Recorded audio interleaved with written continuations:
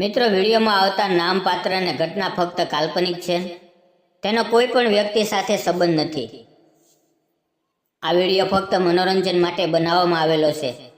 તો ચાલો વાર્તા શરૂ કરીએ. મારા લગ્ન થયા બાદ મારા પતિને એક સ્ત્રી પ્રત્યે ખોટી આકર્ષણ લાગણી થવા લાગી. તેના ચક્કરમાં તેણે લાખો રૂપિયાની મિલકત બગાડી નાખી અને અંતે માનસિક રીતે બીમાર થઈ ગયા. અને પછી તે ક્યાં ગયા તેનો કોઈ પત્તો ન મળ્યો. હું રસ્તા પર આવી ગઈ. રહેવાનું ઘર પણ તેમણે વેચી દીધું હતું, જેથી હું બેઘર થઈ ગઈ. ત્યારબાદ હું સુરત ગઈ અને સિલાઈ મશીન પર કામ કરવાનું શરૂ કર્યું. મેં ભાડે એક ઓરડો લીધો હતો. એકવાર હું એક યુવાનના ઘરે સાંજે રોકાઈ હતી. તે સમયે ત્યાં માત્ર હું, એ યુવાન અને તેની નાની દીકરી હતા. દીકરી સૂઈ ગઈ હતી. બહાર અંધારું છવાઈ ગયું હતું. મિત્રો, મારું નામ રેખા છે. હું એક નાનકડા ગામમાં રહેતી હતી. મારું ઘર માટીનું બનાવેલું હતું અને ઉપર છાપરું હતું. હું દેખાવમાં ખૂબ જ સુંદર હતી અને તે સમયે મારી ઉંમર માત્ર 25 વર્ષની હતી. હમણાં જ મારું ભણતર પૂરું થયું હતું અને મારા પરિવારજનો મારી માટે સારો સંબંધ શોધી રહ્યા હતા. ગયા વર્ષે મારા લગ્ન એક સારા ઘરમાં થયા. મારા સાસરિયાના ઘરના બધા લોકો બહુ ધનિક હતા, પણ જે યુવાન સાથે મારા લગ્ન થયા હતા તેના માતા પિતા બાળપણમાં જ અવસાન પામ્યા હતા. તે એકલો જ રહેતો હતો. ઘરમાં ઘણી મિલકત અને મોંઘી ગાડીઓ હતી. મારા પતિનું નામ રુદ્ર હતું. લગ્ન પછી રુદ્ર મને ખૂબ પ્રેમ કરતા હતા, પણ અચાનક તેની જિંદગીમાં એક બીજી યુવતી આવી અને ત્યાર પછી તેનું વર્તન મારા પ્રત્યે બદલાઈ ગયું. તે મને અવગણવા લાગ્યો, ગુસ્સો કરતો અને મારામારી પણ કરતો. તેની પાસે પૈસા અને ગાડીઓ હોવાથી ઘણી છોકરીઓ તેની તરફ આકર્ષાતી હતી. તે દિવસભર તેમની સાથે ફરતો. હવે તે પોતાના કામ તરફથી પણ બેદરકાર થઈ ગયો. ધીમે ધીમે તેની બધી સંપત્તિ ખતમ થવા લાગી. ક્લબમાં જવું, પાર્ટીઓમાં પૈસા ઉડાડવા એ તેનો રોજનો શોખ બની ગયો. માત્ર એક જ વર્ષમાં તે સંપૂર્ણ રીતે બરબાદ થઈ ગયો. લાખોનો માલિક કંગાળ બની ગયો અને તેને પોતાને પણ ખબર ન પડી. આ બધાથી તે માનસિક રીતે તૂટી ગયો. દારૂ પીવા લાગ્યો અને અજીબ વર્તન કરતો. ગામમાં ભટકતો અને અસમંજસ વાતો કરતો. હું બધું સહન કરતી રહી અને સમજાવવાનો પ્રયત્ન કરતી રહી, પણ કોઈ ફરક પડ્યો નહીં. આખરે અમારે ઘર વેચવું પડ્યું. ગાડીઓ, જમીન, બંગલો બધું ગયું અને અમે રસ્તા પર આવી ગયા. તે પછી રુદ્ર ગામ છોડીને ક્યાંક ચાલ્યો ગયો. કોઈ કહે છે કે અકસ્માતમાં મોત થયું, કોઈ કહે જંગલમાં જઈને ગુમ થઈ ગયો. મને એ પણ ખબર નહોતી કે હું વિધવા છું કે નહીં. આ બધી વાતોથી હું માનસિક રીતે ખૂબ પીડાઈ રહી હતી. મારા ઘરના બધા પણ ચિંતિત થઈ ગયા.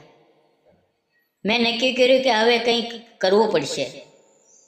મેં માતા પિતાને કહ્યું કે હું સુરત જઈશ અને કામ કરીશ. તેણે પહેલાં ના પાડી. મેં કહ્યું કે હું તમારા ઉપર બોજ બનવા નથી માંગતી. પછી મારી જીદ સામે તેને હા કહેવી પડી. હું સુરત આવી ગઈ. ત્યાં મારી એક જૂની સહેલી રહેતી હતી અને તેણે મને કહ્યું હતું કે અહીંયા નવી મહિલાઓને સિલાઈનું કામ શીખવાડવામાં આવે છે. હું ત્યાં ગઈ અને મેં મારી બધી વાત જણાવી અને પછી તેણે મને કામ અપાવ્યું.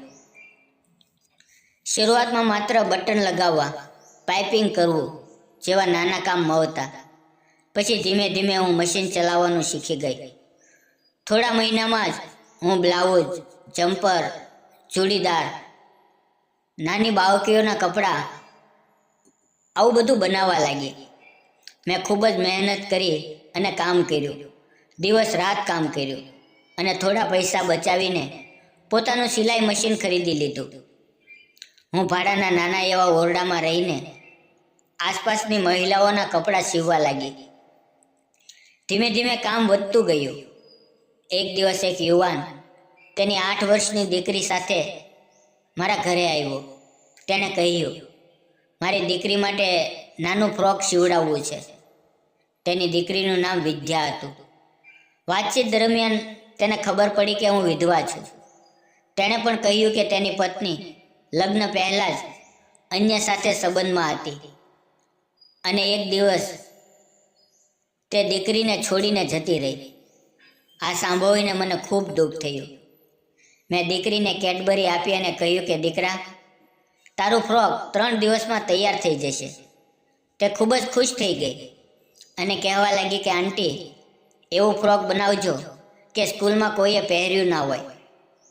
પછી તે જતા રહ્યા. ત્રીજે દિવસે તે આવ્યા.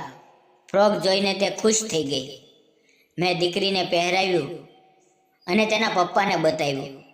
તેમની આંખોમાં આંસુ આવી ગયા. તેણે મને પૈસા આપવાનો પ્રયત્ન કર્યો, પણ મેં ના પાડી. એક દિવસ હું શાકભાજી લેવા માટે બજારમાં ગઈ અને જ્યારે બજારમાંથી હું પાછી ફરી રહી હતી ત્યારે મને એક કારે પાછળથી ટક્કર મારી. હું બેભાન થઈ ગઈ. જ્યારે આંખ ખુલી ત્યારે હોસ્પિટલમાં હતી. મારી પાસે વિદ્યા અને તેના પિતા સંજય બેઠા હતા. મારા પગમાં ફ્રેક્ચર થયું હતું. તેમણે મારી સારવારની બધી વ્યવસ્થા કરી હતી. 2 દિવસ પછી હોસ્પિટલમાંથી છૂટા થયા ત્યારે તેમણે કહ્યું કે હું તેમના ઘરે રહી જાઉં, જેથી તે મારી સંભાળ લઈ શકે. હું તેની સાથે તેના ઘરે રહી ગઈ. સંજય પોતે જ ખાવાનું બનાવતા, મને અને વિદ્યાને ખવડાવતા. ધીમે ધીમે મારી તબિયત સુધરતી ગઈ. સંજયના સહાયથી હું ચાલવા લાગી. ધીમે ધીમે અમારા દિલોમાં એકબીજા માટે લાગણી પેદા થવા લાગી. એક દિવસ મેં કહ્યું કે હવે હું મારા ઘરે પાછી જઈશ અને થોડા દિવસ પછી તમારું હોસ્પિટલનું બિલ ચૂકવી આપીશ. તેણે કહ્યું કે જેમ તમે મારી દીકરીના કપડાના પૈસા નહોતા લીધા, તેમ હું પણ બિલ નહીં લઉં. મારી આંખોમાં આંસુ આવી ગયા. અમારો સમય સાથે પસાર થતો રહ્યો. વિદ્યા મને પોતાની માતા સમજીને લગાવ કરતી હતી. એક દિવસ મેં સંજયને પૂછ્યું કે જો હું વિદ્યાની માતા બની જાઉં તો? તે આશ્ચર્યચકિત થઈ ગયો અને ખુશીથી માની ગયા. અમે જીવન સાથે ગાવાનો નિર્ણય કર્યો. મેં મારા ભાડાનો ઓરડો ખાલી કર્યો અને સિલાઈ મશીન લઈને સંજયના ઘરે આવી ગઈ. હવે અમે બંને કામ કરીએ છીએ અને વિદ્યા સાથે સુખી જીવન જીવીએ છીએ.